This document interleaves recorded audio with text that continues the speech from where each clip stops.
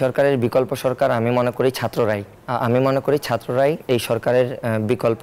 এবং ছাত্ররা যদি আসে, ছাত্ররা আসলে হচ্ছে আপনার অবশ্যই যারা আছেন এখানে নীতি নির্ধারক বা যারা আছেন ওনাদের সাথে কথাবার্তা বলে আলোচনার মাধ্যমে এবং বিভিন্ন ধরনের নিয়ম কানুনের মাধ্যমে আমরা হচ্ছে সামনের দিকে আগাবো। যে যার এরিয়াতে আছে ওই এরিয়াতেই কিন্তু হেল্প করতেছে।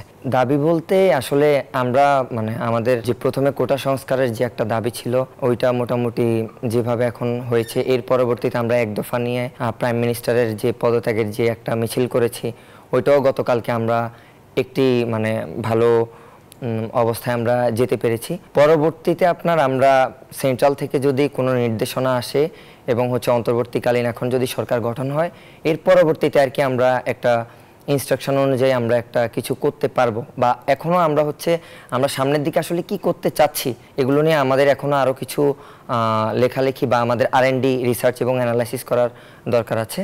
আমরা ওইটা করে আসলে এটার উত্তরটা দিতে পারবো আর কি। নতুন সরকার তো আসলে এখন এই সরকারের বিকল্প সরকার আমি মনে করি ছাত্ররাই এই সরকারের বিকল্প।